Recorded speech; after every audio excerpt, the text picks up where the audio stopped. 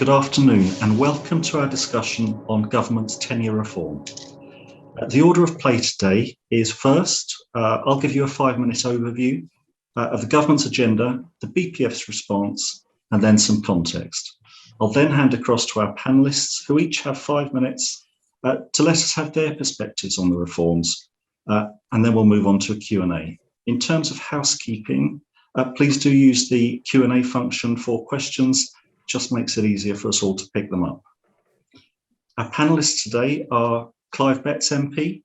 Clive has been chair of the Levelling Up Housing and Communities Select Committee since 2010.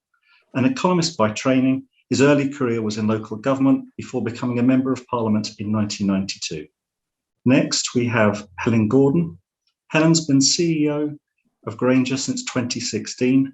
Prior to that, she headed global real estate management at RBS, was group property director at Railtrack and MD of John Lang Developments. Helen brings knowledge from the diverse residential holdings of Granger and vast business and property experience to contextualise that for us.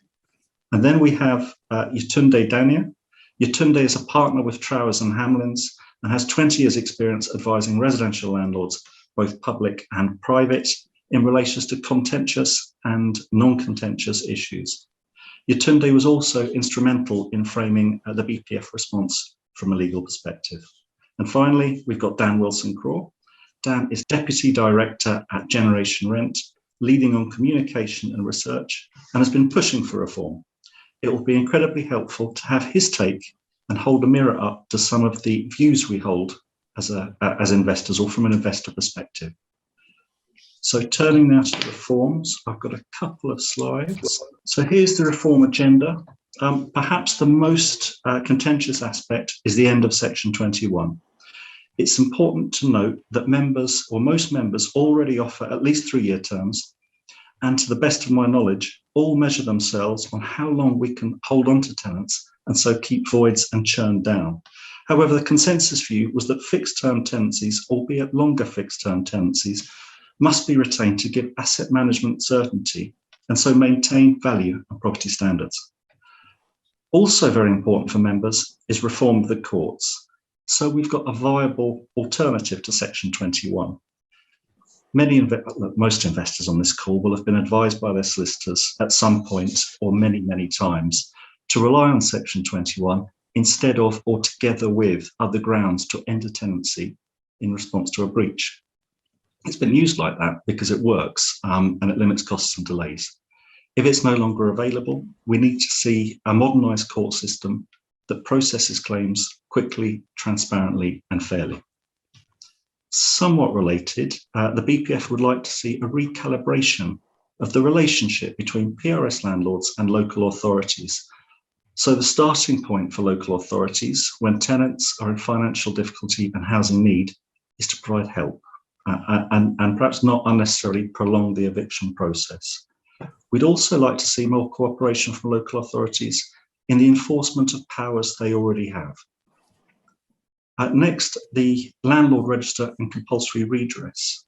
Both of those have got the support of the membership, but that support is qualified. So the schemes need to be universal in their application, not just another law to be broken for lawbreakers and a significant cost and burden for the compliant. The practicalities of licensing will also be hugely important, and I hope the panel might pick up on that when we move to the discussions. Finally, from me on this slide, the BPF supports lifetime deposits if they're brought in efficiently next to existing legislation. And I just thought I might also share some stats to give some context to the proposed changes. And those were developed by me. We've used that data to map dwelling stock in England in 1990 and then again in 2020. We start on the left-hand side at 19.64 million, and that rose over the 30-year period by just over 5 million, 25% to 24.66 million in 2020. So that waterfall shows, from right to left, 2.4 million dwelling homes lost from local authority ownership, offset unsurprisingly by 1.9 million dwelling homes gained from registered providers. We can also expect some of those local authority losses will have contributed to some extent to the very strong gains we can see in the owner-occupier cohort, and I'm sure by trickle effect in the PRS sector. On that, the attractiveness of PRS to private individuals is well known and perhaps contributes to where we are today. So I think that's probably the end of my slides. There is some other data in that same data set that's interesting to me. In 1960, over 30% of the housing stock, so before the advent of the rent tax, was private rent. Just 10% of the housing stock was privately let in 1990, so that's after 25 years of the rent tax and just after the advent of the Housing Act 1988. And the private rented sector makes up 20% of the housing stock now. So we can see play out in the figures what happens when we restrict the market through rent control and security of tenure, and what happens when those restrictions are removed. Remember, though, that the impact of the restriction from the rent tax is going to seem muted in that data set because the rent tax prevents the use from changing in the short, medium, and for those still occupying in the long term. What it doesn't measure, or that data doesn't measure, is the influence it had on data creation. So some final figures then from BPF and their build-to-rent data set. It presently shows over 70,000 new homes complete and 141,000 new homes in transit, so being built or in planning. Build-to-rent is relatively new, and most of that supply has come in the last 5 years from a standing start. So I'll put those figures in a different way. Against the average 30-year average new supply of 165,000 homes each year, in those figures, build-to-rent has delivered perhaps over half a year's new supply in the last 5 years and has perhaps another year's new supply in the pipeline. The group that came together to form the BPS view on tenure reform was very clear that this supply is largely additional. It has different funding structures and different sources. And it was also really clear to me that members are committed to driving up standards in the sector and accelerating growth. But I think that will require some sophisticated solutions to some sophisticated problems. Clive, that's the end of my introduction. We'd be incredibly grateful if you can share your perspective and insights on the reforms. Thank you very much indeed for that introduction. Let me say, first of all, I chair the Select Committee. We've done 3 reports in the recent past into issues around the private rent sector, one in 2018 and 2 specifically looking at the COVID consequences and circumstances affecting the sector in 2020 and 2021. The Select Committee has agreed all its reports unanimously, so that's cross-party. And I think essentially we've got to a point where we would agree with all the points you've raised there as proposals for reform for the future. I think, first of all, what we say is, and we recognise this, the vast majority of landlords let to properties in a reasonable condition and are reasonable in their approach to tenants, and the majority of tenants are happy with their homes. The fact is, however, we are dealing with a minority, in some cases a significant minority, of landlords, sometimes called road landlords. That gives the impression of a lovable road. Well, they're not. These people are criminals, effectively, and crooks, and they need treating as such. And by and large, those landlords let to properties in the worst condition to people who are the most vulnerable. So we need strong measures and a system which deals with them. One of the fundamental problems, of course, is with no fault evictions around Section 21 and to some extent Ground 8. It means that there is a power imbalance between landlord and tenant. And we have to think about it like this. When a landlord loses a tenant, the tenant just might decide not to carry on being a tenant. The landlord loses an income stream for a period of time until they find another tenant. When a tenant is evicted, they lose their home. They potentially lose their job if they then can't get to their job from a new property which they've struggled to find. Their kids may have to move school. They may have to give up on family care arrangements. It affects their whole life. So there's a much bigger impact on the tenant from no fault evictions than there possibly could be on a landlord. Also, what no fault evictions do is to undermine the rights that tenants have, the right to demand that repairs are done in a proper manner according to the tenancy agreement. We know then that retaliatory evictions happen, and if they don't happen, tenants are fearful they will happen. There's laws in place to stop retaliatory evictions, but we know they are ineffective because of the process involved, and they're very, very rarely used.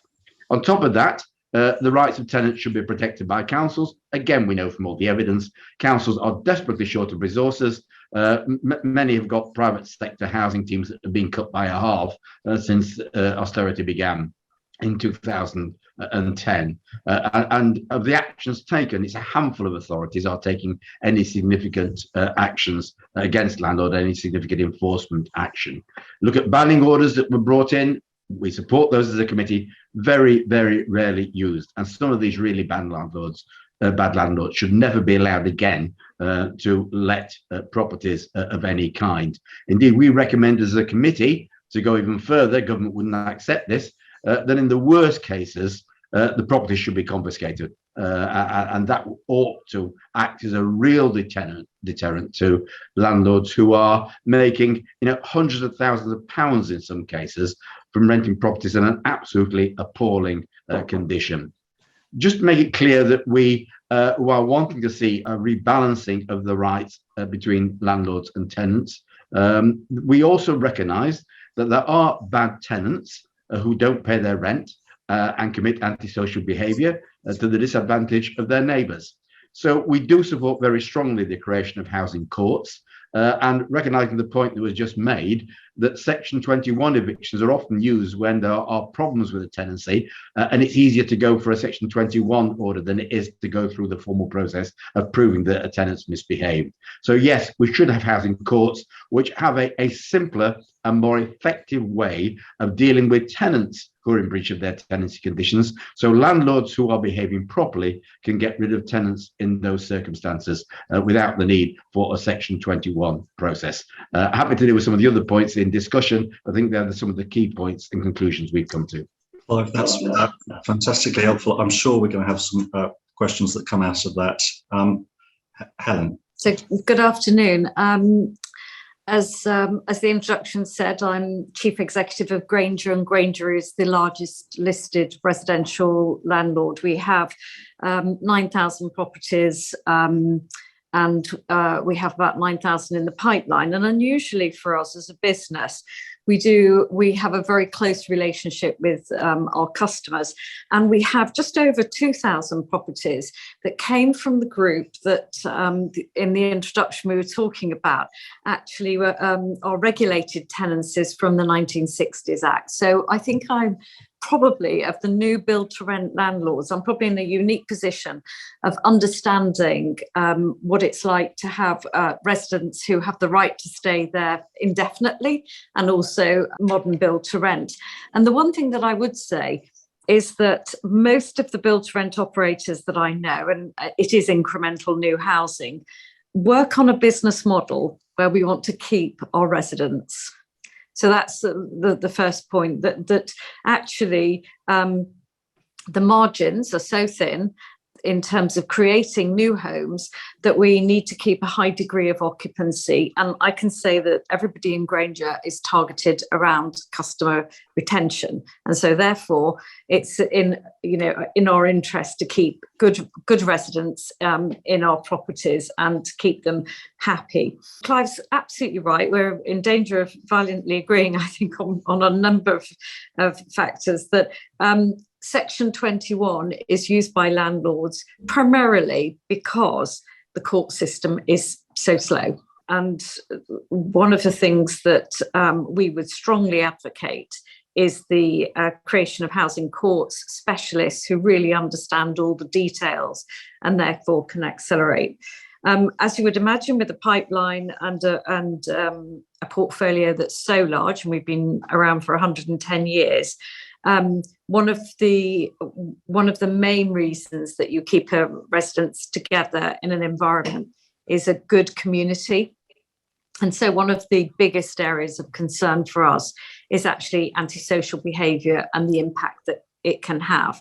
And just before coming on to this webinar today, I was looking at a case study where we'd actually had a poor resident who had not paid rent from the moment they moved in and had caused problems. And we had to remove the 5 adjacent tenants gave notice that were around them.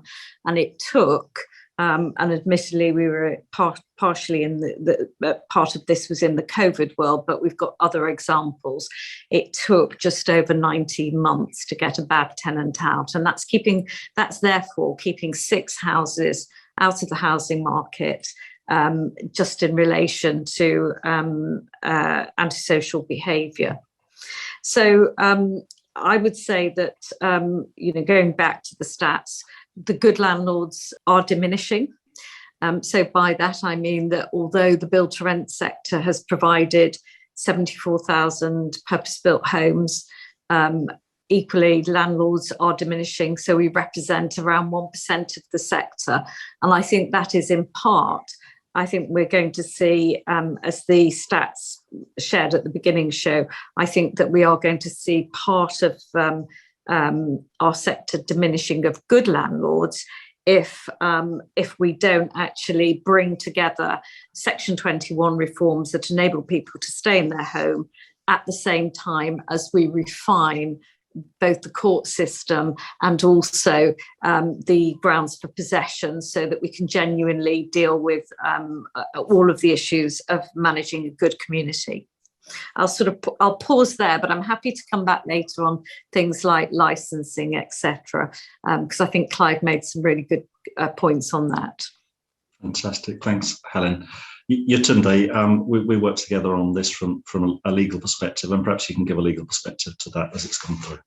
Thank you. So it's really interesting to hear about that balance between landlords and tenants, and I think what's horrific is the court system. The court is so underfunded at the moment that it results in significant delay. So I was looking at some figures. So the latest figures are for the quarter April to June last year. The figures were published in August, and the average time from issue, so not even taking into account that notice period, from the issue of a claim to repossession itself, so eviction by a bailiff, rose from 19.6 weeks for the same period in 2019, so pre-COVID, to over 59.7 weeks post. And it's a terrible statistic. And I appreciate that some of that period we were affected by the COVID restrictions in terms of the issuing of proceedings, but it just goes to show, I think, that pre-COVID, Section 21, you'd serve your 2 months notice and it would take you possibly about 20 weeks to recover possession. Going down the Section 8 route, so if you're relying on the discretionary grounds or even possibly including ground 8, the issue there, if, for example, with ground 8, that mandatory ground for rent arrears, if the tenant pays sufficient rent to bring them under the threshold, you're then left with the discretionary grounds for possession. And tenants, as they often will do, is to say, okay, well, I've got some form of defence. So whether, as Clive said, around disrepair or so on. And again, it just drags that system out. The court system as it is now, there is a woeful backlog. I think the point that Helen's made about specialist housing courts, we need specialist judges. I had a case in court, it so happens today, a terrible case of antisocial behaviour where the tenant has caused criminal damage to the landlord's belongings. She's been abusive to me, she's been abusive to other colleagues. She's a nightmare. She made it clear she wasn't going to attend court. The matter came before a judge who was very busy, very frustrated. She didn't attend. One would think that the landlord would have got a possession order. But no, what the judge turned around and said is, oh, I'm a bit concerned that there may be other factors here. I'm going to adjourn the case off for 42 days. So effectively just kicked it into the ether. So one of the things that I think is really, really important if there is going to be reform is that we need to get that court process right. And I think what comes into play is the use of technology. At the moment, we're still very, very manually reliant on papers being issued. There's only a limited set of circumstances where technology can be used and claims can be issued online. In other cases, people have to physically print off the paperwork and send it on to the court that relies on somebody to manually input that into the system and progress it. There's something called box work for judges, where documents are basically put in a wire folder, and you're reliant on somebody, a judge, having time in their busy list to actually progress that matter. And I very much feel that digitalisation will help that process and will take out some of that need for manual inputting. Again, the use of, when we're filing papers at court, that ability to upload those papers to court, that ability to track a case through the court system would be so much easier than, for example, having to ring a contact centre. And quite honestly, if you get an answer, it's possibly over, after half an hour, 50 minutes of, holding on the line. Specialist housing courts. I've been practicing for almost 30 years, and specialist housing courts has been discussed, I think, during that entire time. Again, it's around investment, but I also think it could be a bit of red herring. What we need is specialist judges that understand the process, that understand and can weigh that balance between landlord and tenant. So take my client today, they've got 7 weeks of possibly real difficulties. Look at what Helen said about having to lose rent potentially on a number of properties because people don't want to live around those types of people. And so I would say specialist housing courts, most definitely, I'm an avid fan of it, but don't let those be run by people who have no knowledge of housing law or that predicament. It's very hard to evict somebody from their home. I totally understand that, but that doesn't mean it's a reason to adjourn the case just to sidestep making the actual decision. In terms of the investment, it's going to be substantial. I think in October 2021, Dominic Raab said that it would take a year just to even clear the backlog of cases that we've got. So if you bring about tenure reform into that without that significant investment, the wheels of justice are just about going to grind to a halt. And so I'll leave it there. Thank you. Fantastic. Thank you, Itunde. That's very helpful. Dan, you've heard that case made around the legal side of it. I said at the beginning that it would be really helpful to have your insights into the messages that you're getting, so that we can understand what those are. Yeah, thank you, and really good to hear everyone's perspectives.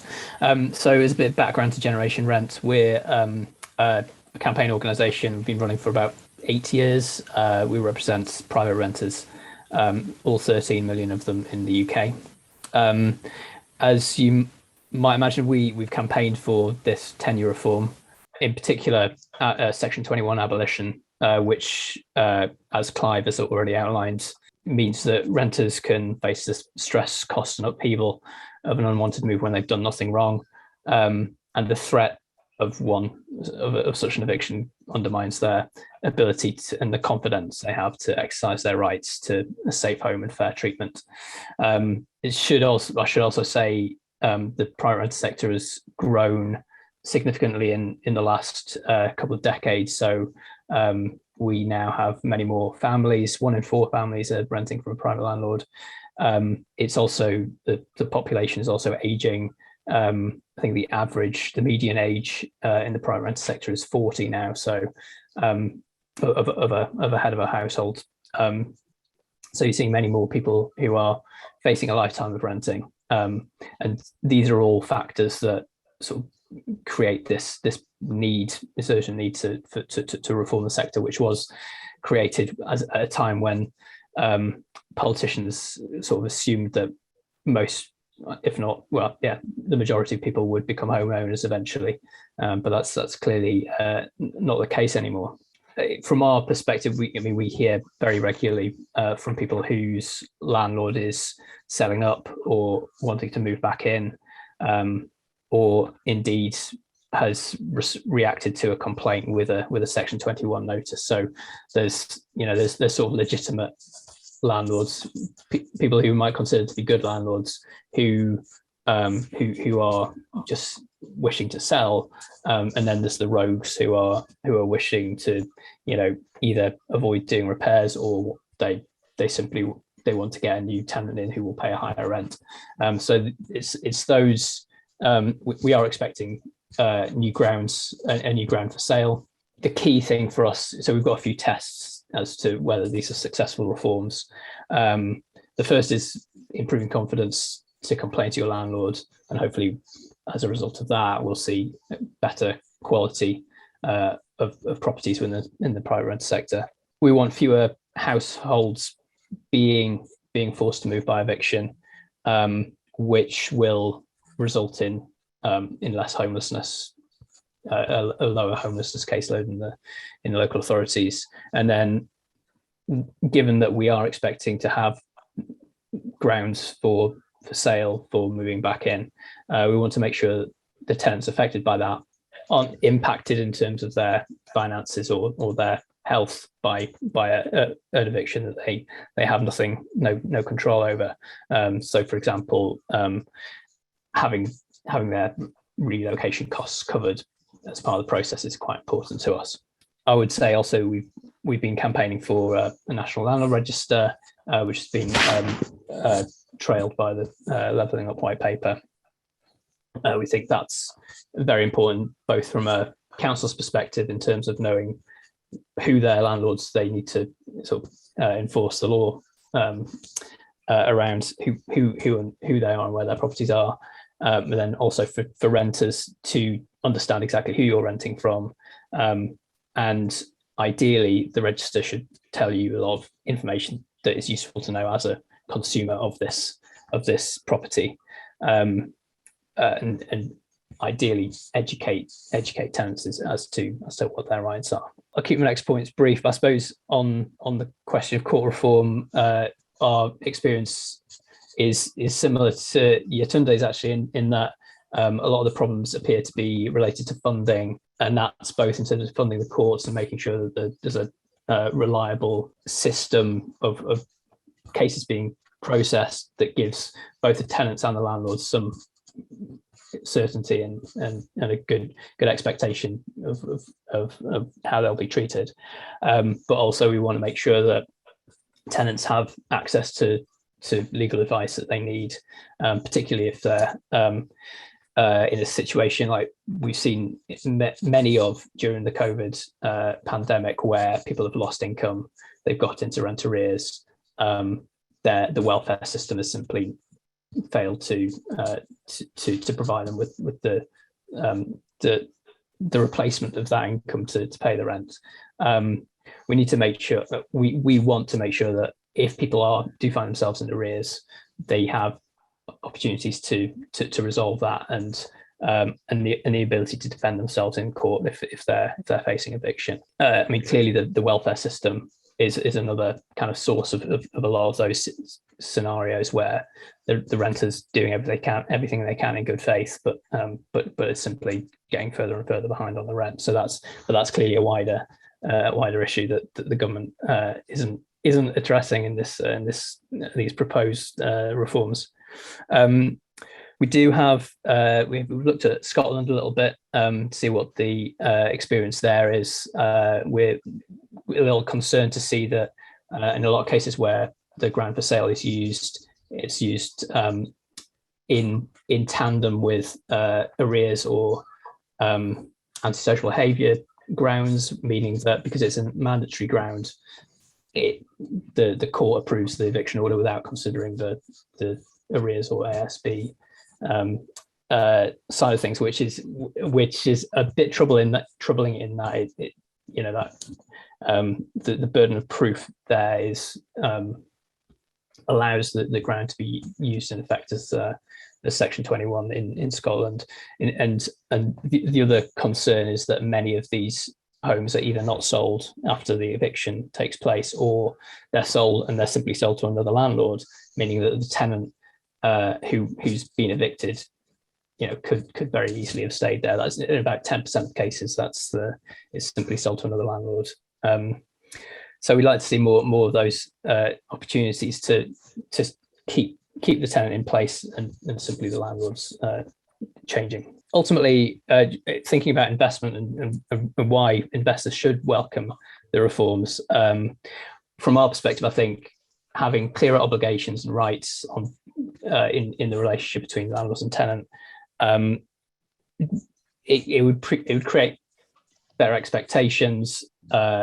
You would have more trust between the two parties and ultimately better communication. So I think, at the moment, because as a renter you can do absolutely everything right according to your tenancy agreement and still lose your home, there's a real sense of injustice there. But knowing that you get something in return for being a good tenant is quite an important part of this reform, and I think ultimately landlords would benefit from that. Thank you very much. That's incredibly helpful. I'm sure we're going to pick up on many of the points you made as we go through. I see we've got one question in from Richard around the register. I suppose before, Clive, I might ask you to answer that question and another if I can. The first question is how you think the timescale will play out now for the reforms. What are the steps going to be? So everyone who's listening in, what can they expect to happen over the year? Well, I'm not privy to the government business managers and what their plans are for the next parliamentary session, but I think there'll be a lot of support to get legislation in the next parliamentary session. I think that would be important.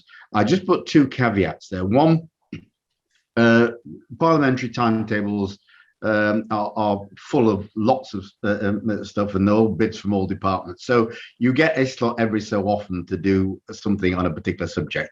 I think it's important that we pick up all the relevant issues about private renting when we get the bill. In other words, the point's just been made. If you abolish Section 21 but don't reform the court system, that could lead to another set of consequences that no one wants to see. So it's important we get all the appropriate measures in place.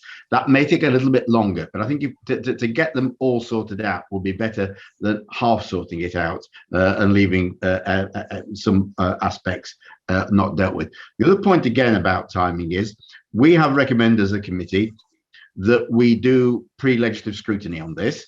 In other words, you get a draft legislation. I think some of the points that are being raised now about just the point that Dan's made about how things work in Scotland, if you put caveats in and exemptions, which you'll have to have in some parts of the legislation, it's important they aren't loopholes that the unscrupulous walk through.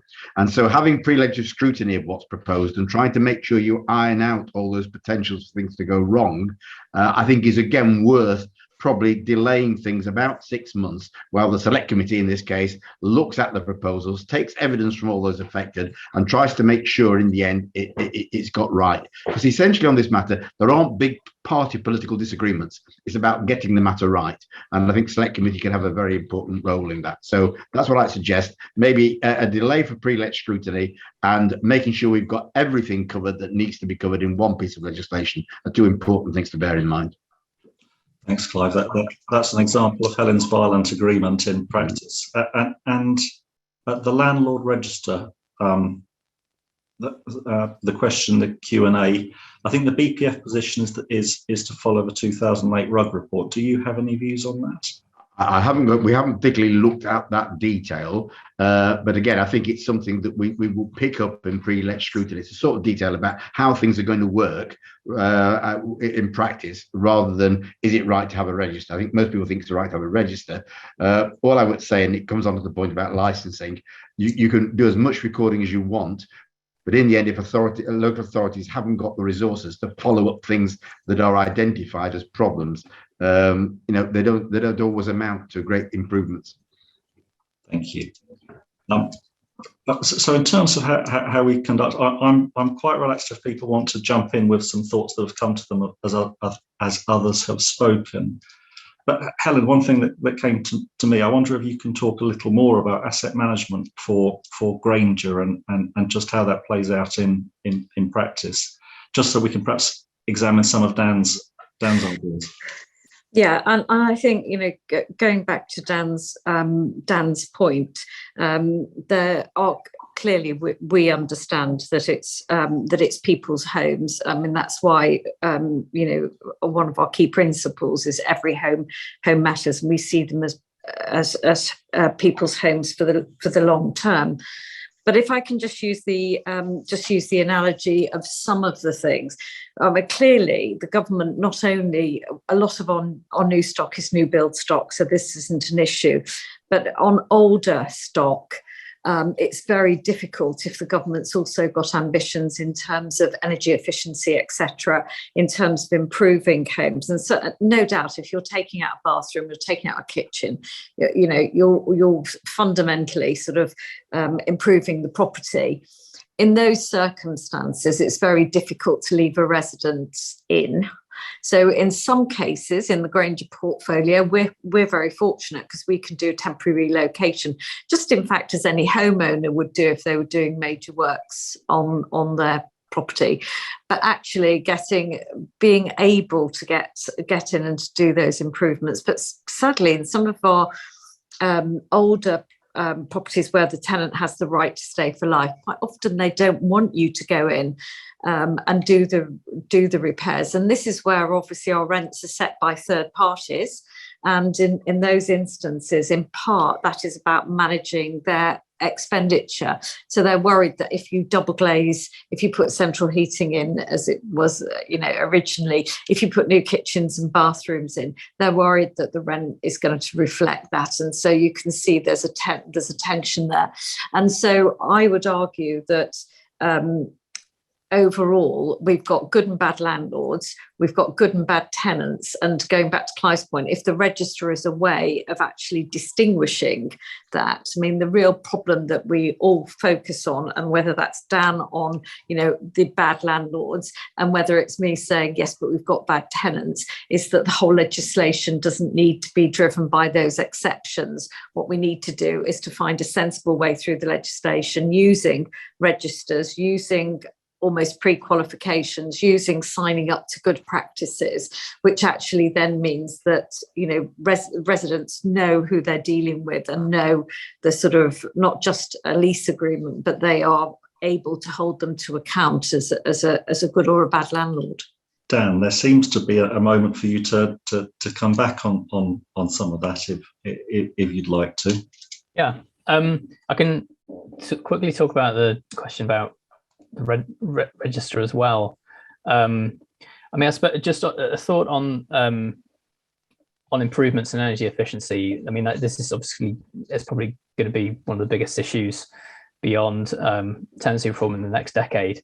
And there really is a worry by renters that asking for improvements that will ostensibly reduce their energy bills could simply be paid for through higher rents, and that's for us, that's one of the key issues to get right.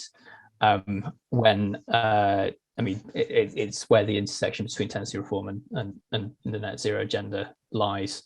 Getting that right is going to be really important, because you do want to make sure that people are benefiting from lower bills, and the work gets done, we save the planet. The rent registers Richard has suggested in the chat is a really important part of how we see the landlord register working. It's one way that the government authorities can understand exactly what's happening to rents around the country, and then that will then feed into further policy decisions, whether that's around supply or the benefit system. Thanks, Dan. I mean, I think there's a consensus that bad behaviour deserves hard responses, wherever that's coming from, and perhaps, as Clive says, we just need to have that conversation a bit further as this passes through. We've got a couple of questions in now. First from Jamie Kellett. Are institutional landlords the answer? Helen, that must be you. If they were the total answer, I think we'd be in a shocking housing crisis in this country, because that number of 72,000 in terms of new built to rent, but equally most of the institutional landlords are new entrants to it. So there are some very good, very well established landlords, but we've got to remember that actually the majority of our market is mama and pop landlords. The majority of our market people have less than 10 properties. And whilst we think of them as people's homes, they are equally people's pensions. And they may have crises in their life, which is the sort of imbalance. So I think that's a great point, because the good thing about the point that Dan made, which is, at times in a landlord and a tenant relationship breaks down because the tenant can't feel comfortable that they're going to be able to stay there. Well, surely having a market that is overall populated by individuals that may need to sell the house, under them because they have, this is their pension pot, they're going to need to live on it, etc., etc. It has to be the way forward is to have more institutional landlords. And that's what we've got in the US, that's what we've got in Europe, etc. But the problem we have is that we are going literally 0 to 60 and more, because the majority of the landlords in the UK, I think it's 95% of them only own 1 or 2 properties. And, so there's the flip side to that. So it will grow. Fantastic. I'm going to ask a question I'm terrified of the answer on, and it's for you, Dan. So I assume that you don't hear from tenants of institutional landlords terribly much. I'd like the answer to be yes, but go on, tell us. The prevailing assumption is that you're more likely to get a bad deal with individual landlords than institutional landlords, but we find it's mixed. We've not done any sort of specific research on this. In fact, it's something I'm keen to do, but we do hear bad things from both sides, and indeed, there are many landlords who are individuals who do treat their tenants as people whose home, that the home is theirs, and they want them to stay as long as they want. We don't think it's clear cut, but I mean, I think it is. I would say that the government made a bad decision back in the 90s when they decided to allow amateur investors to provide a big segment of our housing stock. It's good that businesses are moving into the sector that are set up and designed to provide long-term homes. So I'll come back on that. Of course you can, Helen. Well, can I come back on that? Because the one bit of my CV that you sort of missed out on was the long period of time I spent in my career at Legal & General. And obviously Legal & General are one of the entrants into this market. But one of the things that I did for it was then the Gordon Brown government, was to have a look at why it was that institutional landlords had originally left the market.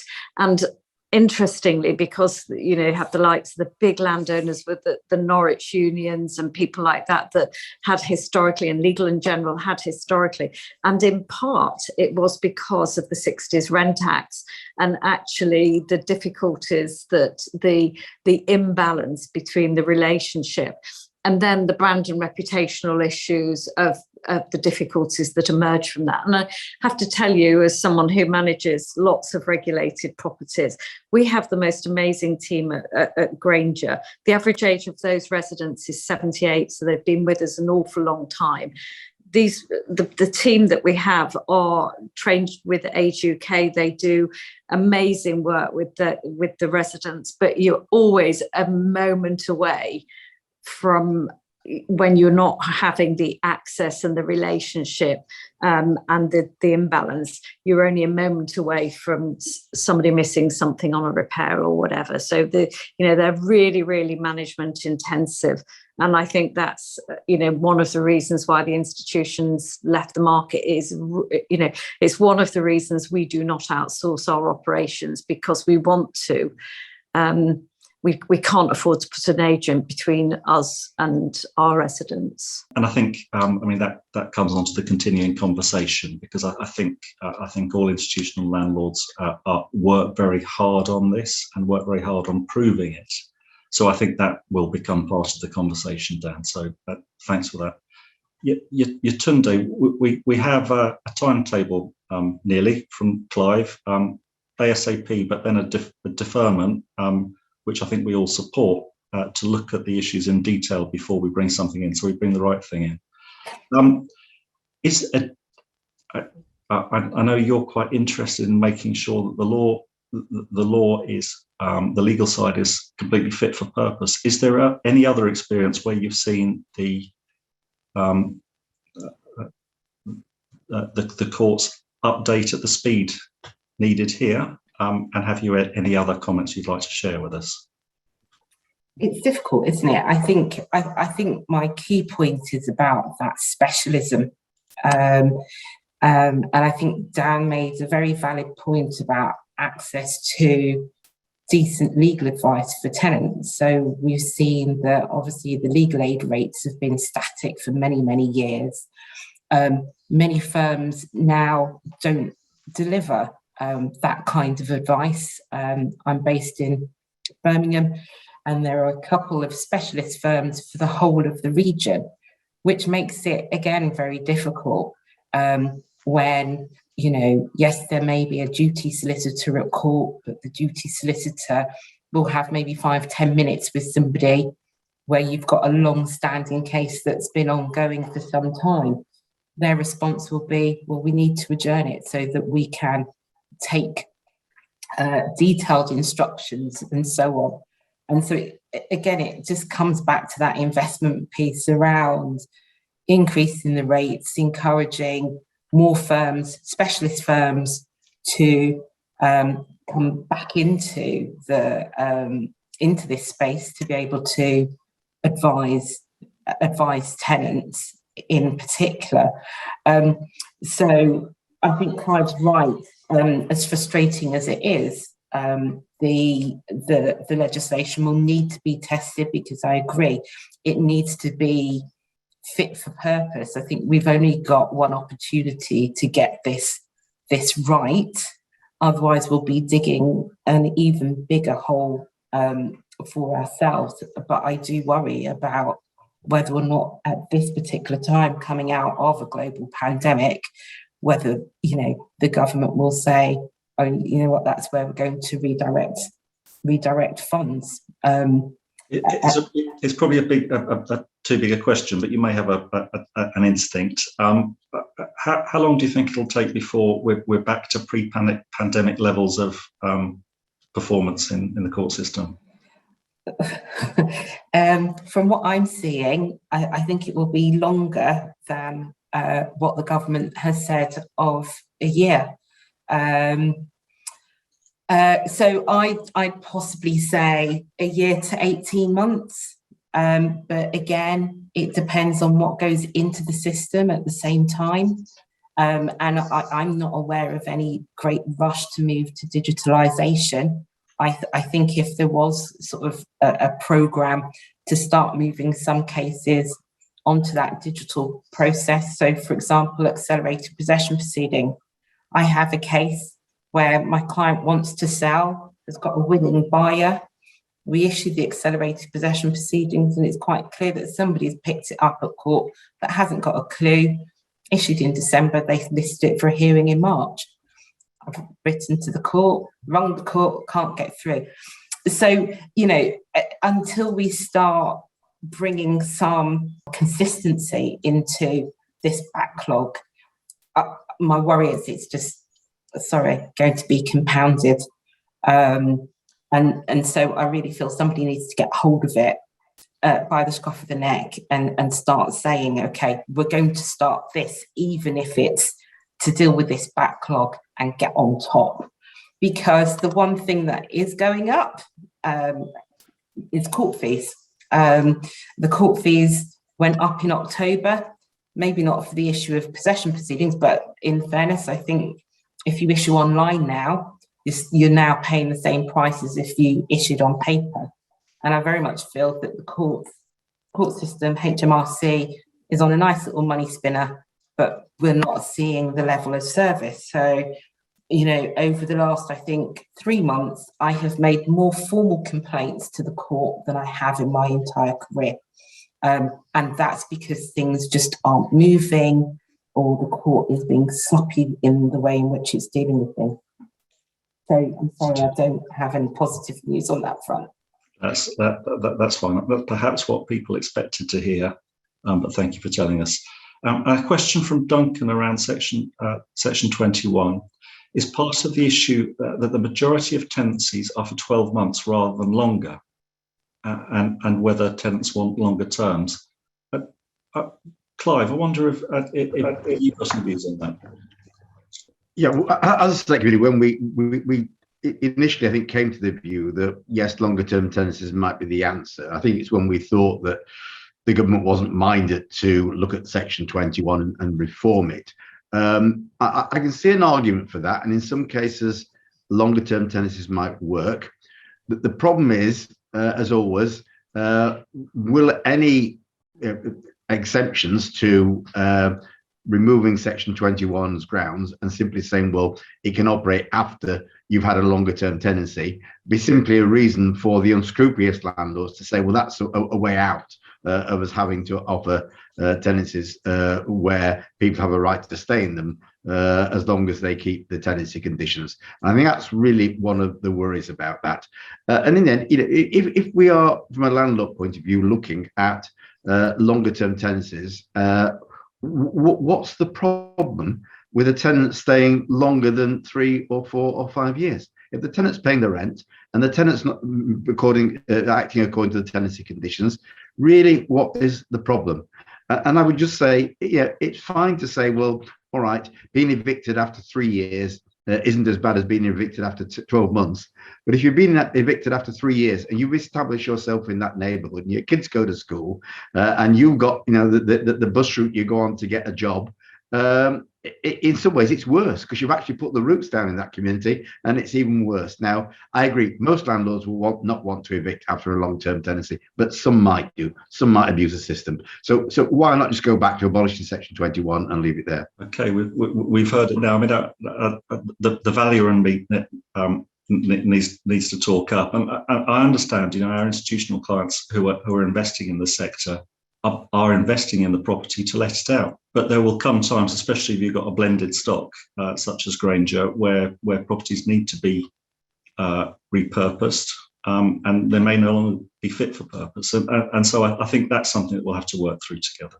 I had a quick thought about that. In fact, just to build on Clive's point, the one reason, I mean, tenants can ask for a 3-year contract at the moment if they want, but very often when you're moving into a home, you actually don't know what it's like to live in that home. And, you know, many people move into place thinking they're going to be there long term, but then their circumstances change, their relationships change, or their employment changes, or indeed the home turns out to be in poor condition or develops problems while they're there. And so people don't want to be locked in a contract, particularly if they've just moved into a home. But I think that's kind of a key point, that a key reason why we want indefinite tenancies instead. Can I come back on that one? The majority of institutional 3 and 5 year tenancies do allow the tenant to break at 2 months' notice after the first period of a year or whatever. I think it's 10 months. So that gives you the year. It's amazing though, Dan, because you're right.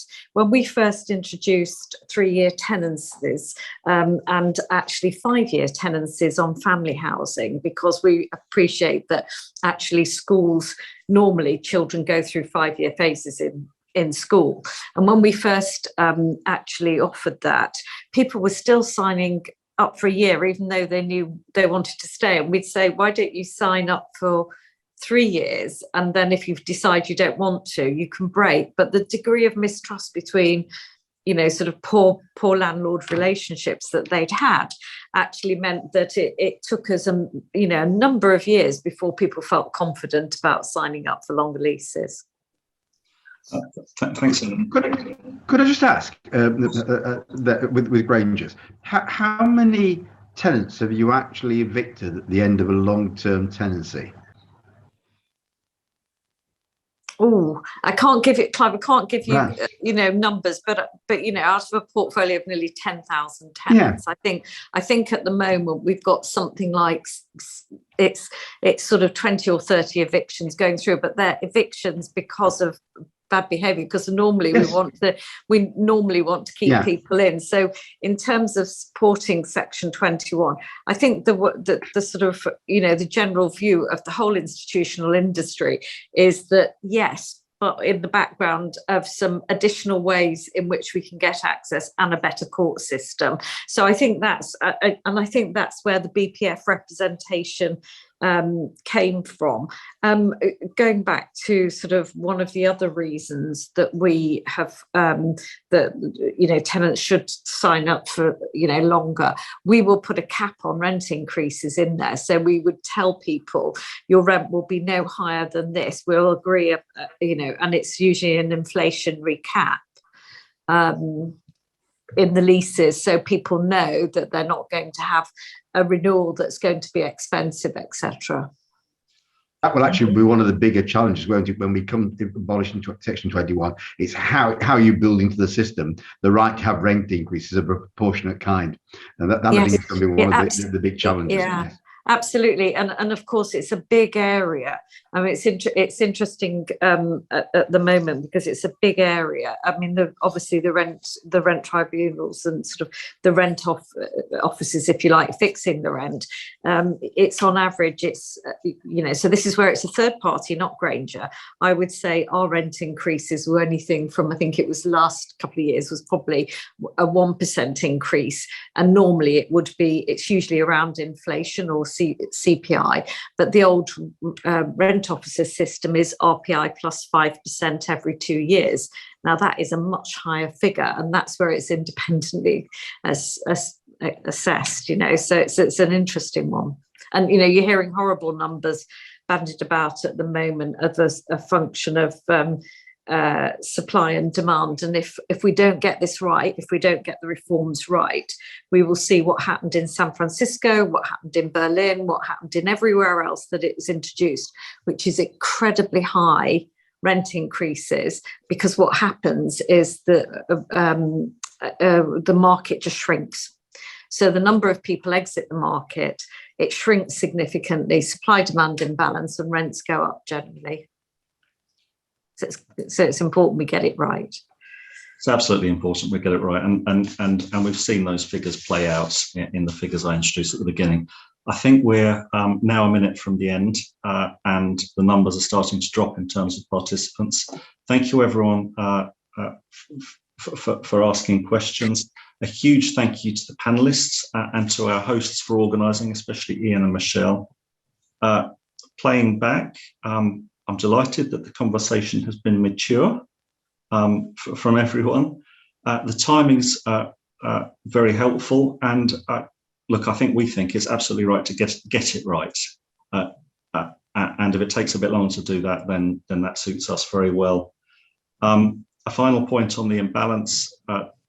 I hear that, but just remember, as we move to the position we're in, for investor landlords, we want to get it right because our reputations depend on that, and there are plenty of routes to show when we're not getting it quite right. So perhaps the scales aren't quite as uneven as they seem. So to everyone, thank you again. Please do follow this as it develops as you can, and thank you very much for your time.